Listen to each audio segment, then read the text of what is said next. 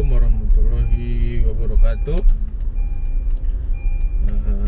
Sobat Om Tupai, kita akan jalan-jalan kota Balikpapan ya. Saya lagi di Jalan Perintis. Saya sengaja pakai Google Map ya, biar tahu nama jalannya. Karena jalannya yang kecil-kecil ini kadang saya tidak tahu juga teman-teman. Ini Jalan Perintis. Jalan Perintis ini berada di belakang Untri ya. Ada juga belakang di depannya Gedung Biru. Ini tembus di dekat kuburan ya teman-teman ya, kuburan Cina nggak salah nih. Oke teman-teman, gimana kabarnya semua ya? Tentunya saya harap baik-baik semua ya. Saya berada di malam hari ya. Cuaca beberapa hari ini Balikpapan hujan terus ya. Udah berapa bulan ini hujan terus, musim hujan memang nih.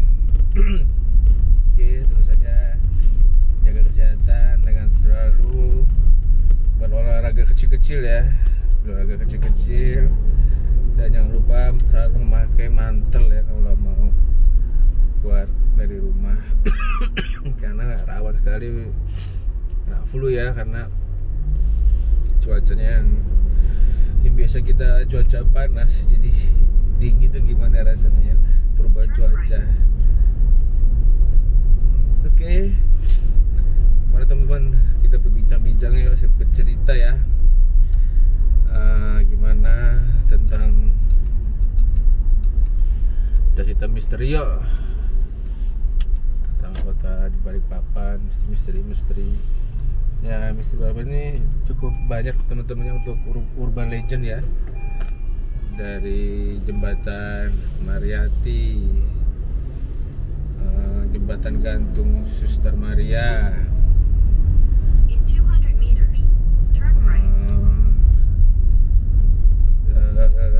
rumah pembantaian Gunung Dub, rumah dalang, rumah lagi. Ini itu yang cukup terkenal teman-teman. Itu masih banyak kisah hantu lainnya ya, tapi itu yang cukup terkenal ya. Nah ini Jalan Soekarno-Hatta teman-teman. Ini Jalan Soekarno-Hatta ya. Ini arah ke Samarinda. Kita di sampai kilo 5 kita akan belok ke kanan untuk ke Ring Road ya. Setelah kota kita akan menuju ke kota Balikpapan ya. Jadi kita bercerita tentang jembatan Mariati.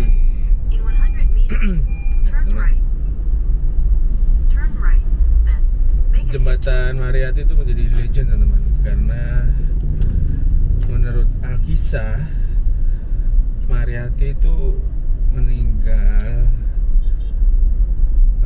di daerah situ teman-teman, di daerah Jalan Gunung apa namanya, di jembatan Mariati itu teman. Jadi dia sebetulnya bukan meninggal di jembatan itu, dia tuh meninggal karena sakit pas meninggal di rumah sakit teman-teman.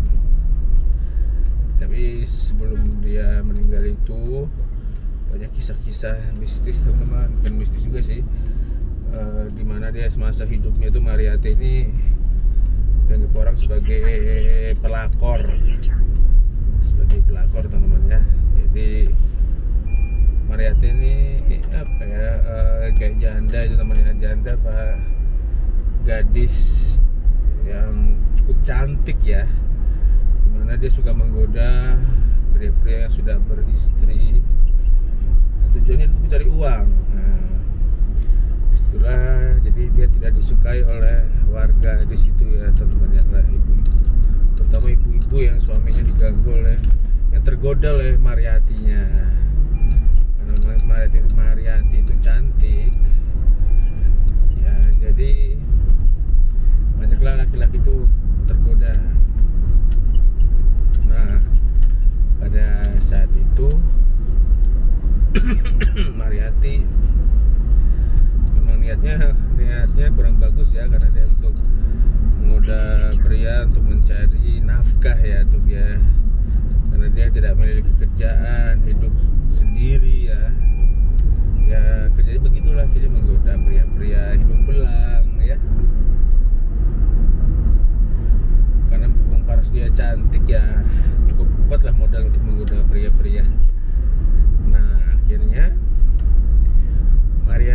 jatuh sakit. Nah, jatuh sakit dan penyakitnya itu susah disembuhkan, teman-teman. Karena Mariyati itu banyak memakai susuk agar terlihat menarik, cantik, ya kan? Jadi Mariyati ini tidak bisa susah meninggalnya. Suatu dia penyakit sakit keras ya, sakit misterius, sakit keras, dan ke dokter pun dokter tidak bisa mengobati karena sakitnya ini sakit misterius. Sakit misterius. Akhirnya dia kalau orang-orang pintar ya, ustadz lah ya, untuk untuk menyembuhkan Mariyati dengan karena Mariyati ini penyakit gaib ya, bukan penyakit medis. Jadi ustadz ini mau menyembuhkan Mariyati dengan cara berdoa, tapi dia mendapat petunjuk Mariyati ini banyak memakai susuk ya, kayak memakai susuk. Jadi dia memang tersiksa ya di hidupnya ya, karena dengan susuk-susuknya itu, yang tentunya susuk itu adalah berhubungan dengan setan atau jin ya. Jadi sehingga Mariyati ini tidak bisa meninggal, susah dicabut nyawanya ya, karena ada setan yang menghalangi untuk nyawa itu dicabut ya. Akhirnya Ustadz ini berembuk dengan keluarga Mariyati. Maaf teman-teman, batuk. Nggak mau minum lagi. Ya pas itu berembuk oleh keluarga Mariyati, dan keluarga Mariyati setuju ya kalau Mariyati ini dicabut susuknya. Teman-teman, aduh. Cabut susuknya ya, supaya memang dia kok sembuh ya sembuh, kalau memang mau diambil ya diambil, maksudnya keluarga begitu teman-teman. Nah akhirnya dengan berbagai upaya Ustadz tadi itu ya teman-teman. Ya Allah. Aduh, tadi saya bilang kasih info kalau jaga kesehatan pasien saya batuk-batuk ya teman. Mengaruh minum aja nih lagi. Nah, itu dari jalannya ke Global Spot ditutup teman-teman. Mungkin sekitar 2 mingguan lah ditutup ya. Nah, infonya sih jalannya mau ditinggikan dan drainase ditinggikan karena itu sering banjir ya, karena rendah. Oke, kita lagi ke cerita Mariyati tadi. Akhirnya setelah susuknya itu bisa dikeluarkan oleh Ustadz tadi teman-teman, dia harus mengeluarkan berkeringat berkali-kali ya, membaca doa yang sangat banyak karena jin-jinnya di dalam Mariyati sangat banyak sekali teman-teman. Jadi untuk mengeluarkan susuknya itu wah sungguh luar biasa ya. Dimana banyak sekali ditanamkan susuk-susuk di badan Mariyati, di wajah ya, terutama di wajah teman. Mariyati tidak terlihat muda terus. Padahal Mariyati ini saya dengar usia sudah cukup STW ya, atau setengah tua ya, tapi masih kelihatan masih muda, kulit kencang, seksi. Nah setelah dicabut oleh susuknya oleh Ustadz tadi, Mariyati kesakitan berteriak, jangan sakit. Nah Mariyati pun akhirnya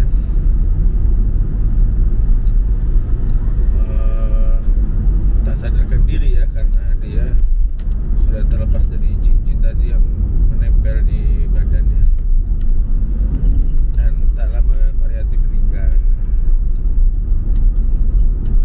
Nah akhirnya pas Mariyati dibawa oleh mobil pembawa jenazah ya, di sepanjang jalan itu bawa jenazah itu warga tidak ada yang mau mengantarkan Mariyati teman, karena dia merasa dendam ya dengan kelakuan Mariyati ya.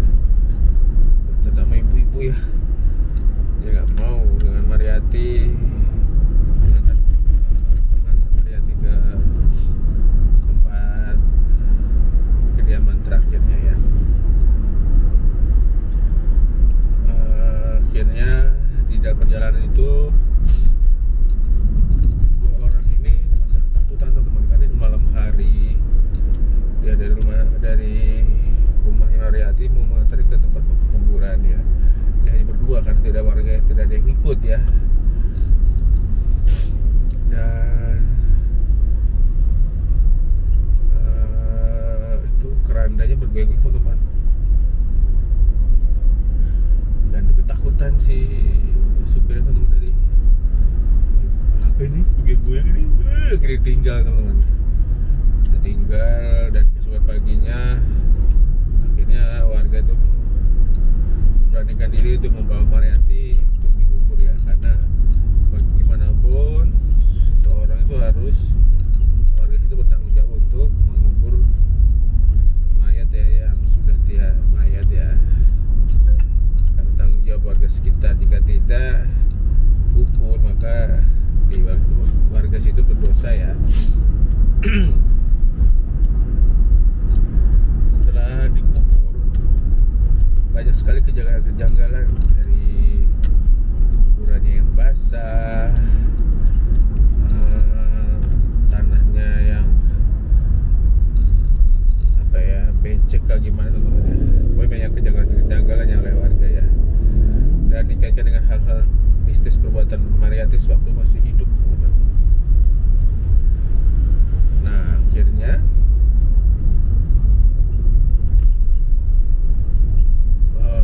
Mariyati itu makin gentayangan teman-teman, menghantui warga-warganya, warga di desa Mariyati.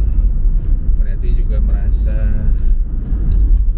tersinggung ya, karena warga-warga sekitar membenci dia ya, menganggap dia sebagai pelapor, walaupun iya ya, tapi Mariyati merasa tersinggung karena warga-warga juga tidak ada yang mau mengantar dia ke pemakaman, dan dia tahu loh teman-teman. Dan akhirnya warga sering membuat Mariyati di jembatan Mariyati.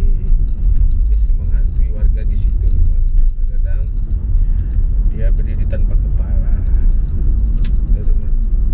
Sungguh kasihan dan menyeramkan sekali cerita Mariyati ini ya. Mudah-mudahan kita tetap berbuat baik ya teman-teman ya, walaupun sudah berbuat dosa ya, tapi kita harus bijak lah ya. Bijak kan bukan salah Mariyati 100% ya kan, dari bapak-bapak itu juga ya, yang juga sih sebetulnya tergoda juga ya dengan Mariyati ya. Oke teman-teman, itu sekelumit cerita yang saya dapat ya. Mohon maaf kalau ada kesalahan cerita ya, tapi yang saya dengar begitu ya, asal muasal dari jembatan Mariyati. Oke teman-teman, ini adalah di jalan Rengganis ya, dan jalannya mau dari jalan tembusan dari Dom ya, yang mengarah ke Ring Road. Maaf, ke jalan MT Haryono. Ya teman-teman, bagi teman-teman yang mempunyai cerita mistis tentang Kota Balikpapan, bisa chat ya di kolom komentar ya. Nanti cerita yang menarik bisa dapat giveaway dari Om Tupai. Ceritanya cukup di messenger aja teman, di IG-nya Om Tupai, Hermanto_Om Tupai. Bisa teman-teman kirim messenger cerita mistis tentang Kota Balikpapan. Oke teman-teman, untuk cerita berikutnya adalah rumah dalang. Rumah dalang sekarang ini tutup kosong teman-teman. Ini berada di Gunung Pancu, daerah Perumahan Pertamina. Menurut kisah rumah dalang ini sampai sekarang makin seru teman. Pernah ada di Twitter ya, bercerita tentang kejadian aneh ya. Dia mendapat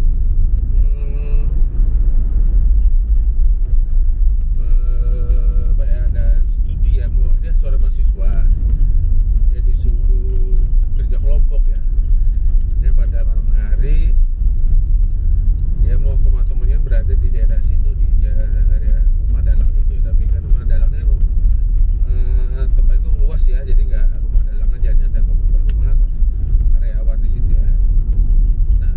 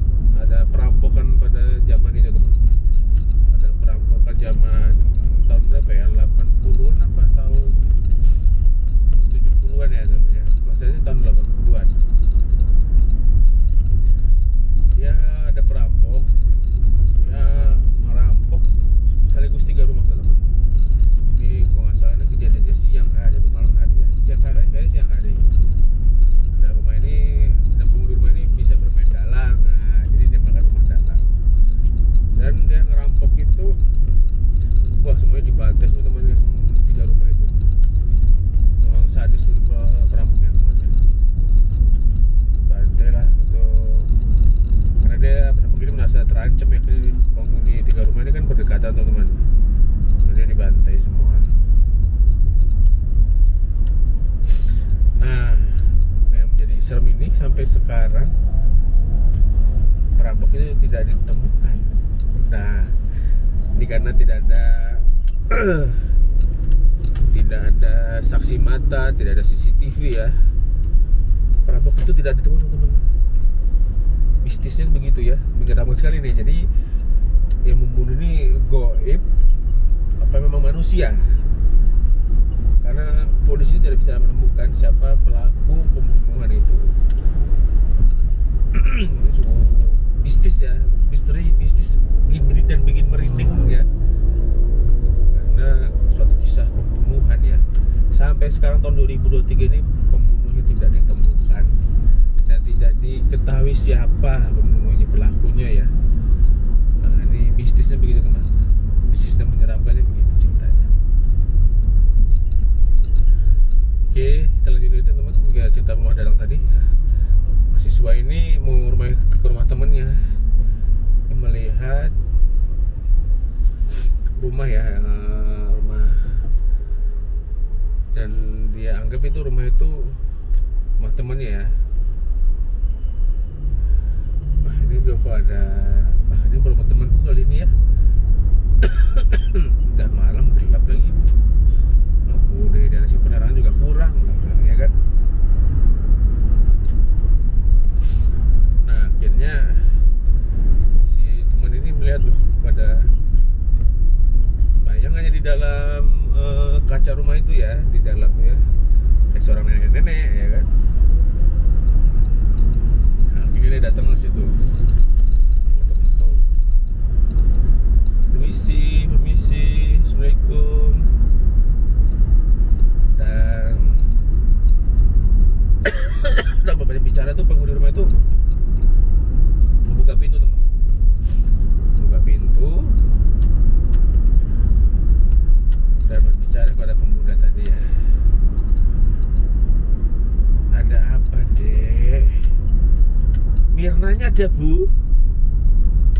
Oh Mirna, sebentar ya, tak panggilkan dulu. Si Dodo ini, kita sebut namanya Dodo ya, merasa penasaran ya, dan dia tidak curiga sama sekali ya bahwa itu adalah rumah dalang ya. Tapi di situ tampak sekali rumah itu tampak bersih, tampak ada perabotan-perabotannya ya, rumahnya ya. Akhirnya si dalang nih ditelepon sama si Mirna. Dililit. Danang, Dodi nggak Danang tadi namanya lupa. Danang, kamu belum datang nih, teman-teman sudah pada kumpul di rumahku. Loh, aku ini sudah di rumahmu Mirna, kamu aja kumpul di mana sih? Kan di rumahmu. Loh, ini nada Roy. Danang, kamu kemana? Ini aku udah di rumahnya Mirna. Lah, aku udah di mana? Tak lama rumah itu mau berwujud seperti rumah aslinya, kosong, gelap, banyak tumbuh pepohonan, rumputan di dalam rumah. Danang pun lari terbirit-birit dari rumah itu teman. Itu ada cerita satu pengalaman seseorang di Twitter ya, yang pernah saya baca, kisah mistis di rumah dalang. Jadi teman-teman yang mau ke rumah dalang ya, hati-hati ya, karena di situ masih akar ya. Dan hati-hati dengan rumah yang bersih, menderang, hanya rumah dalang. Karena penunggunya bisa menyihir rumah itu jadi terampak lebih bersih ya. Pada aslinya ya kotor ya. Oke teman-teman, itulah cerita mistis dari kota dalang. Saya jadi ikut merinding gitu teman. Aku juga sih cerita horor malam-malam ini sendirian lagi di mobil. Sebelum cerita horornya dah, kita lihat kota Balikpapan teman-teman. Kita lihat kota Balikpapan saja sudah. Jangan lupa ya di komentar jika menyukai cerita horor sambil keliling-keliling jalan-jalan. akan saya lanjutkan di kota. Kalau nggak suka ya saya lanjutkan cerita-cerita horor tadi sambil keliling-keliling kota. Ya teman-teman, ini di Jalan MT Haryono ya, yang belok kiri ini ke perumahan BDS ya, tembusnya ke Gunung Bakaran. Banyak jalan pintas teman-teman di Balikpapan ini. Update kota Balikpapan di malam hari juga banyak sekali penjual-penjual seperti tahu tek-tek, nasi goreng ya. Teman-teman tahu nggak tahu tek-tek? Mungkin tahu tek-tek itu namanya di kota namanya bukan tahu tek kali ya, mungkin bisa jadi tahu petis ya. Nggak tahu lah ya, tahu saya di Balikpapan ini namanya tahu tek-tek. Tahu tek-tek itu tahu goreng ya, dikasih bumbu kacang atau bumbu petis, ada cambahnya. Itu aja teman-teman utamanya ya. Bikin nikmat tuh ada kerupuknya. Nah itu bikin nikmat kerupuknya. Ya kita berada di jembatan Dam ya. Tuh sudah pada tahu kan jembatan Dam ini kayak apa. Oke, suasana kota Balikpapan yang adem. Jam 10 malam, setengah 10:04 ini masih ramai ya. Saya mulai ngantuk ya teman-teman.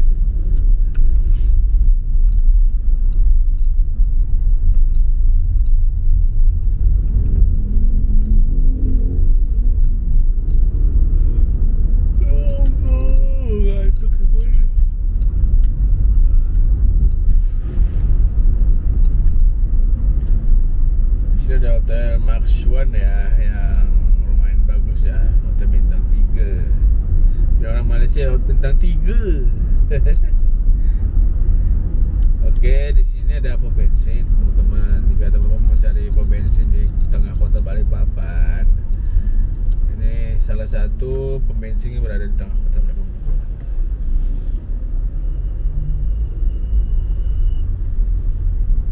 Nah, sebelah kanan saya itu ada The Prima Hotel.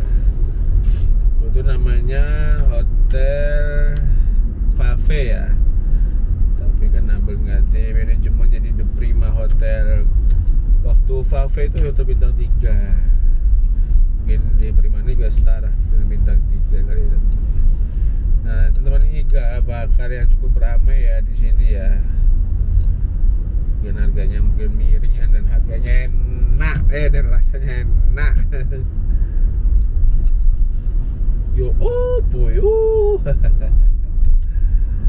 Oke teman-teman, kita jalan-jalan lagi di kota Balikpapan. Ini ada Upik teman-teman ya. Upik ini salah satu rumah makan Padang yang cukup banyak cabangnya di kota Balikpapan teman-teman.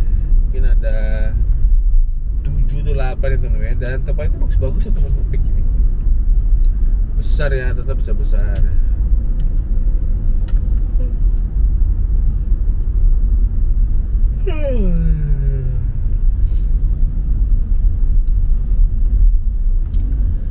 Lampu merah Dam teman-teman ya.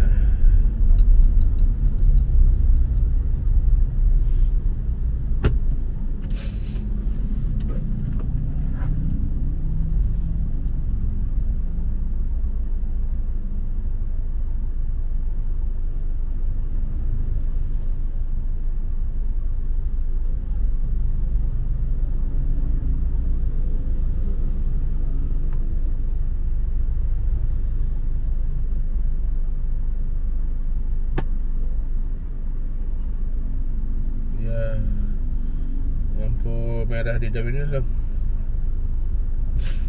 lampu merah yang cukup lama teman-teman di Balikpapan ini. Yang lama tuh di lampu merah Dam ini sama yang di Simpang 5 Rapak gitu teman-teman.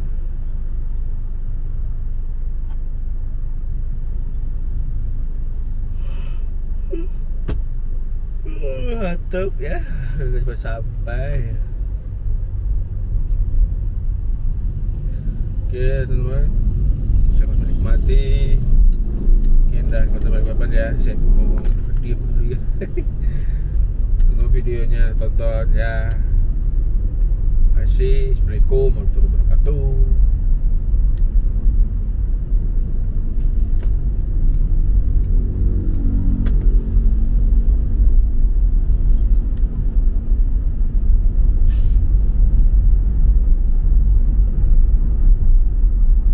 Nah ini lampu-lampunya baru teman-teman ya, kayak telur-telur gitu ya. Putih kayak telur.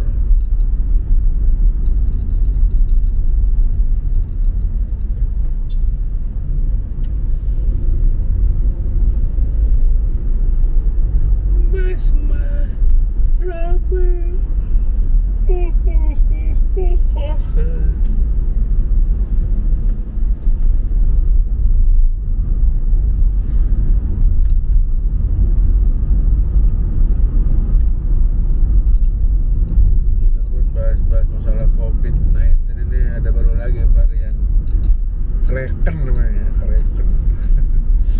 Ada-ada aja. Oke, temennya lampu merah lagi. Berikut sini lampu merah sebentar ya teman.